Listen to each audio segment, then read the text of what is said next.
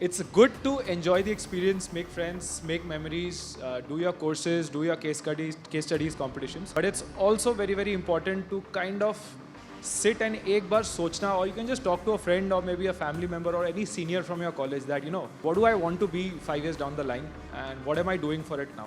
There is a tendency that you define dream company as the most highest paying or the most popular company on campus. So I would be a little more wise now to understand what does a dream company entail.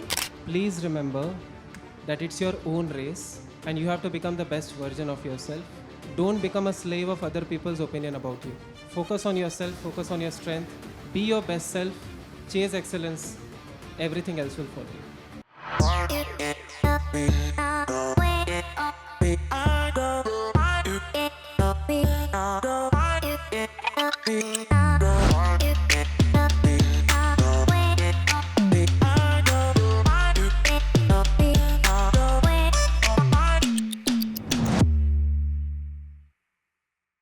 Let's welcome the next set of speakers who will be joining us on stage. We have Akhila Babu, Parneet Singh, and Darshi Jaju. First of all, thank you guys for having us here. So we've been with Aditya Birla Group for I think 8, 9, 10 years. So yeah, we just like to share some experiences. Maybe it'll help you guys think some things over, mull some things over like we had to. So, while I was coming here, it just hit me that, since you guys are just going to join into college, a good way to start off would be, guys, that, had we known some things like just this, what Rohit said, and now through our experiences, what would we have done differently had we been at this stage and taking up B school in the coming year? So what do you guys think? That's a long list, but most obvious no-brainers would listen a little more in classes, pay more attention to case study, worry less, wonder more. I was reflecting that one thing that I lost during my 2 years of MBA was my reading habit. I was a voracious reader, and then the next 2 years, I hardly completed one book cover to cover. And it's not spoken of enough, but reading as a habit is critical once you start your corporate life as well as you take up larger roles, especially in terms of building perspective. So that's something that I would definitely do differently if I were to join campus in 2025. Secondly, I saw a lot of you writing money, lots more money. And if that's the aim, I'm sure you will be focusing your energy on case study competitions, live projects, committees, and all of that, right? Which is what all of us have done. But it's important also to reflect on who you are, what is your value system, what kind of ecosystem you will thrive in, and then decide or define your dream company accordingly. Because there is a tendency that you define dream company as the most highest paying or the most popular company on campus. So I would be a little more wise now to understand what does a dream company entail. And thirdly, when you choose subjects or experiences, like Rohit said, this is an opportunity for you to build resilience, stretch yourself. So don't think of how it will contribute to CGPA, rather how it will improve you as a professional. And incidentally, I'm completing 10 years with ABG tomorrow. And nobody has ever asked me my CGPA. So these are some of the things. So worry less and wonder more is what I'll do. That's amazing. I have a short list, just one. Do not get impacted by peer pressure. See, it becomes overwhelming, especially in the first few months. It's undeniable for you to benchmark yourself versus some of the, relatively high achievers in your own batch. Please remember that it's your own race and you have to become the best version of yourself. Don't become a slave of other people's opinion about you. Focus on yourself, focus on your strength, be your best self, chase excellence, everything else will follow you. I think Darshit's point just hit me really hard. Yeah, I would definitely reflect that for you guys. It does get tough first 2 years. You're always thinking about who got into which campus, who got into which company. You will have a lot of experiences of what friends behave like when the season of placements is around. वो सब कुछ होगा. But that's life. It's a beautiful journey. It'll teach you a lot. And MBA is designed in a way that will teach you with the flow. There's not much you have to do. I think for me, what I would have done differently would have been take control of what I want to be I think I went with the flow a little too much. इतना भी ज़्यादा flow में नहीं बहना.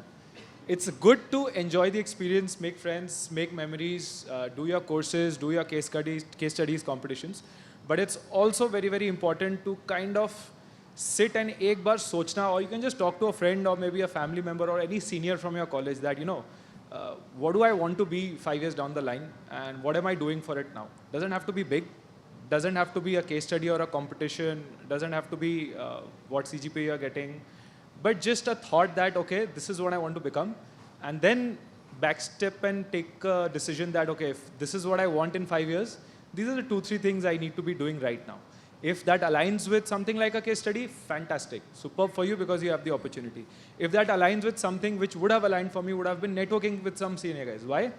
Had I networked with some of my seniors and some guys who've been in the system for 8-10 years, they would have told me, like Darshit just did, that don't worry about this peer pressure, don't stop cribbing about what others are getting and what you're not getting. I didn't get into ABG, into the group internship, and I was absolutely heartbroken. Because that was the only company I wanted, the leadership program, etc., etc.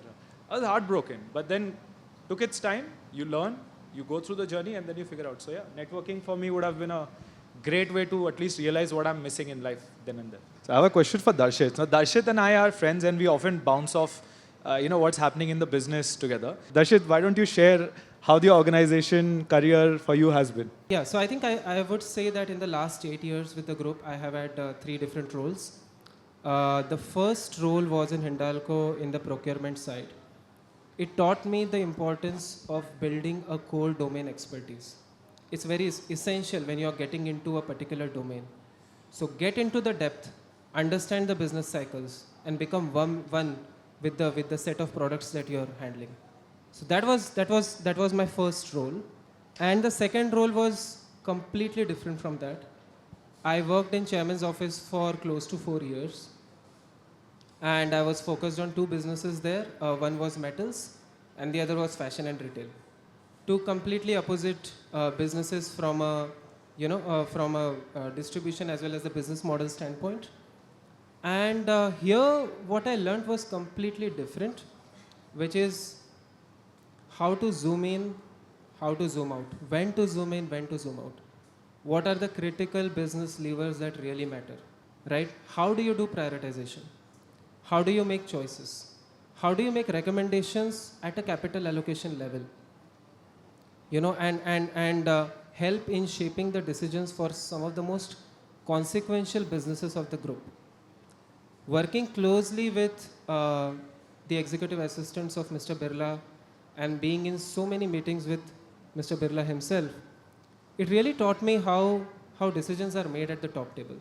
And it was a completely different experience from my first role, and it was disruptive for me from learning standpoint.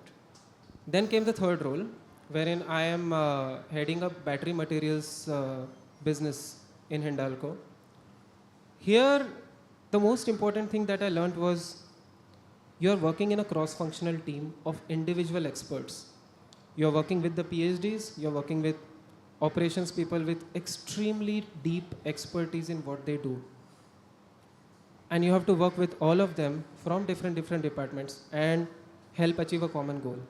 This is where empowerment, this is where creating an environment where you help all the individuals to become the best version of themselves. That is what I am learning right now. Across every roles, while the roles have been very different, but one common thing has always been, I always strived to disrupt myself. Every 3 to 4 years, you have to disrupt yourself. You have to take challenging assignments. And more importantly, many a times when a role is given to you, there is certain thing given in the JD. But when you take the ownership of it, when you start taking that business as your own, you tend to do things far beyond your JD because that role becomes you. And I think that was my first learning from my very first boss in ABG, that your JD is only 50% of your job. It's the remaining 50% that you take ownership and do on your own that truly determines your career. Superb. Thank you, Darshit. I think we'll hand over to, we'd have 2 more colleagues for you guys to meet. So, Christine and Srirank, please, we'll request you guys to take over. Okay, and I'm going to take all of us a little bit more on that side of the table, which is where you guys are, which is that we're just joining campus and you're going to just start your B school journey. So I'll take you there, Christine, and on campus, many companies come. There's a plethora of organizations eyeing for talent like this. I really wanted to understand what made ABG stand out for you, and has ABG lived up to that promise is also what I would want to ask you. Okay. So, hi guys. I graduated in 2021, which for many of you is probably like a long time ago, but for me still feels kind of recent. I joined my MBA with 3 years of work ex. So I kind of had some idea of what I wanted in a company. And one great thing about B schools is you get a lot of exposure to leaders from companies when they come. They speak to you, they have guest lectures. And one thing I noticed about ABG is that they consistently talk about culture, people, nation building. Of course, every company wants profit. There's no company that's like, okay, I don't want profit. But ABG stood out for me in this aspect. Then it became like a dream company for me because I value some of these same things. However, I couldn't get into it during my summer interns. I was also heartbroken, Parneet. But luckily during finals, I was able to get in to ABG. And I think it is more than stood for what it said it was. The first year, of course, is amazing. We have multiple exposures to different businesses. So I had a chance to work with metals, financial services, pulp and fiber. We have a CSR stint. I'm currently working in Thailand.